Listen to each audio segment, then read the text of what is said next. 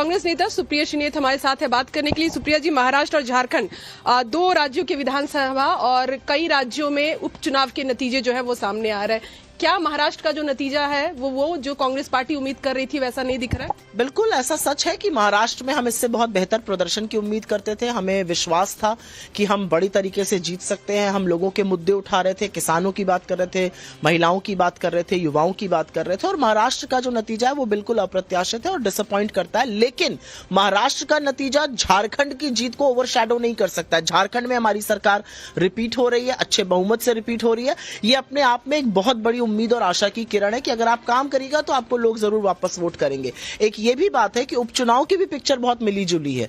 UP में हमारा गठबंधन 2 सीटें जीत रहा है, मध्य प्रदेश में शिवराज सिंह जी के गढ़ में हम सीट जीत रहे हैं, वायनाड प्रियंका जी जीत रही हैं, कर्नाटक राजस्थान में हम लीड कर रहे हैं बीजेपी के ऊपर।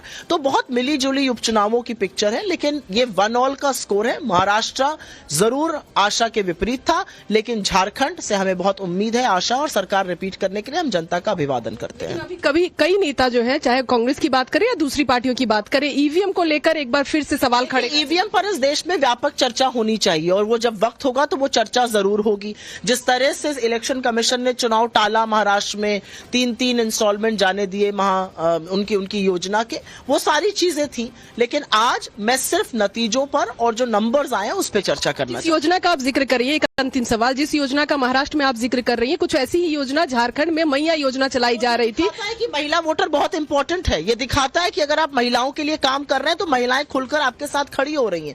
और शायद महिलाओं के लिए और मुखरता से और प्रमुखता से हम बात करेंगे। प्रियंका जी का सदन आना इस बात की उम्मीद बनाता है और बढ़ाता है कि हम इन विषयों पर महिलाओं को केंद्र बिंदु रख के और चर्चा करेंगे। धन्यवाद। तो क्या इस बात को अभी मैं देख रहा था, खासतौर से अमित आपके साथ चर्चा जब हो रही थी, पहले राकेश हमारे साथ जुड़े हुए हैं, जरा उनके पास जाऊं, और अमित उसके बाद स्टैंड बाय रहिएगा, आपके पास आ रहा हूं। खासतौर से महिलाओं के लिए जो योजनाएं दोनों ही तरफ चलाई गई उसके बारे में जानने के लिए। लेकिन पहले राकेश, ये जो सरगर्मियां बढ़ रही हैं मुलाकातों की, अब देखिए वो चार्टर और चॉपर के लिए अब कोई गुंजाइश दिखाई नहीं दे रही है। लेकिन ये जरूर दिखाई दे रहा है कि इस बार क्या जो बहुत सारे लोग कह रहे थे कि पिछली बार देवेंद्र फडणवीस के साथ नाइंसाफी हुई, क्या इस बार अब उनके साथ वो होगा जिसको लोग इंसाफ मानते हैं? जी बिल्कुल, देखिए जो जिम्मेदारी उनको दी गई थी वो उन्होंने बखूबी निभाई, ऐसा इन आंकड़ों से साफ प्रतीत होता है। लेकिन उसके बावजूद बीजेपी जो है वो कई सारे सरप्राइजेस के लिए जानी जाती है। तो ऐसे में बीजेपी क्या फैसला लेगी वो तो उनके आला कमान जाते हैं। लेकिन हर कोई बीजेपी के महाराष्ट्र में जितने जो नेता हैं वो यही चाहते हैं कि देवेंद्र फडणवीस जिन्होंने जिम्मेदारी को बखूबी निभाया उनकी ताजपोशी इस मामले में हो। अब आंकड़े जो है उसको साफ दिखा गए। और दूसरी तरफ अभी जो महाराष्ट्र के बीजेपी अध्यक्ष है बावनकुले, वो भी अब सागर बंगले पे पहुंचे हैं देवेंद्र फडणवीस से मिलने के लिए। आगे की जो रणनीति है, जो तैयारी है, उसको लेकर चर्चा होगी। कुछ जगहों पे जश्न की तैयारियां जो आपकी जब बात हो रही है खासतौर से महाविकास आघाड़ी के लोगों से, तो वो इसको मैंडेट के तौर पर स्वीकार कर रहे हैं या उनको गड़बड़ नजर आ रहा है? क्योंकि अभी मैं देख रहा था संजय राउत ट्वीट कर रहे हैं कि ये कुछ तो गड़बड़ है। बिल्कुल, देखिए अब मैंने जिन लोगों से अब तक बातचीत की वो तो बस इसी भरोसे पे है कि 2 बजे के बाद जो है वो ट्रेंड चेंज हो जाएगा, उनके फेवर में आंकड़े आ जाएंगे। लेकिन जहां पे वो खुद लीड कर रहे हैं उनसे जब ये पूछते हैं कि भाई 2 बजे के बाद तो आपका भी ट्रेंड चेंज हो सकता है और आप भी जो है लीड से ट्रेलिंग कर सकते हैं, तो वहां पर उन्हें वो बात जो है अखर जाती है। तो कहीं ना कहीं खुद की जीत जो है वो जीत नजर आ गई है, लेकिन दूसरे की जो जीत है उसको कहते हैं कि ये आंकड़ा बदल सकता है।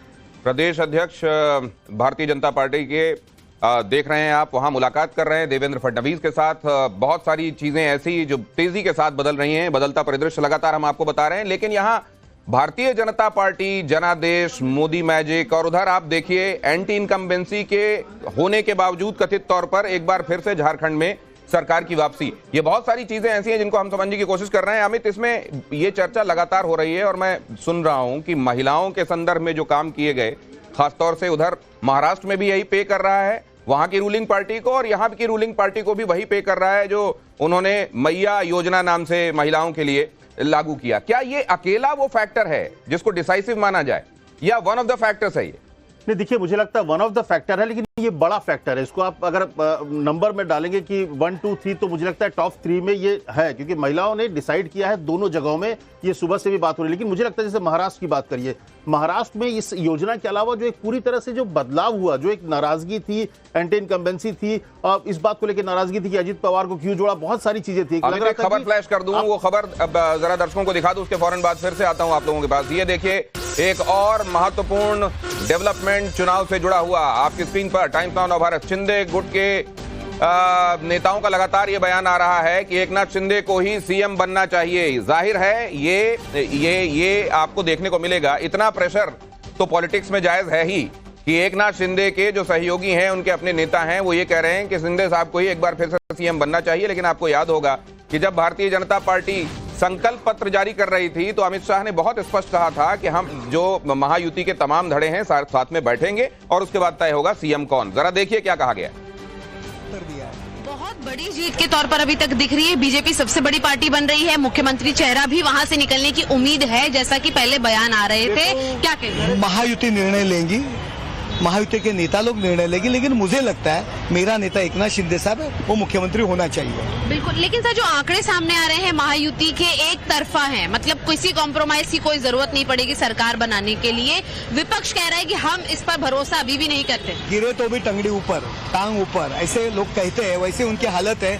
उनकी जो लेवल है, उनकी जो योग्यता है, वो महाराष्ट्र की जनता ने दिखाई है। एक अहम बात मैं पूछना चाहूंगी कि जहां पर अजित पवार हैं, एकनाथ शिंदे हैं, देवेंद्र फडणवीस अपनी स्ट्राइक रेट से काफी ज्यादा आगे बढ़ रहे हैं, वहीं आदित्य ठाकरे का जो स्ट्राइक रेट है वो गिरता हुआ नजर आ रहा है और संजय राउत कह रहे हैं कि 2 बजे के बाद कहानी बदलेगी। वो देखो, वो गिरने वाले हैं। लोगों ने मुंह तोड़ जवाब दिया है कि हिंदू हृदय सम्राट शिवसेना प्रमुख माननीय बाला साहब ठाकरे जी के बाद उनकी शिवसेना कौन आगे ले जा सकता है, उसका उत्तर एकनाथ शिंदे लोगों ने दिया है।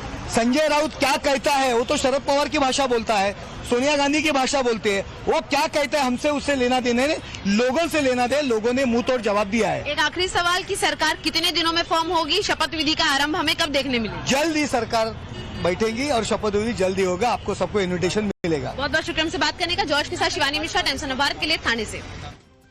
और हमारे साथ अब जुड़ रहे हैं बृजमोहन, जो कि नेता हैं शिवसेना के अजीत गुट के। बहुत स्वागत है आपका। और पहले तो आपको बधाई, लेकिन ये जो कहा जा रहा था, आपके नेता बहुत महसूस कर रहे थे कि बटेंगे तो कटेंगे जैसी बातें महाराष्ट्र में नहीं होना चाहिए। अब तो आप शुक्रिया कर रहे होंगे योगी जी का।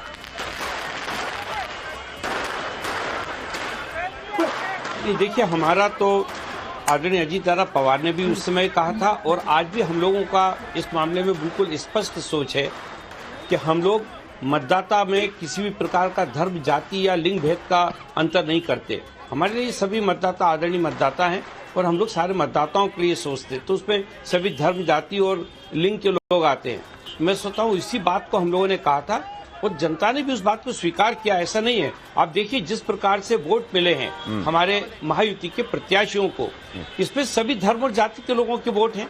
तो मुझे ऐसा लगता है कि ये बात जो हम लोगों ने कही थी, आज भी हम लोग अपनी उस बात पे बिल्कुल स्टैंड करते हैं, क्योंकि राष्ट्रवादी कांग्रेस पार्टी इसी विचारधारा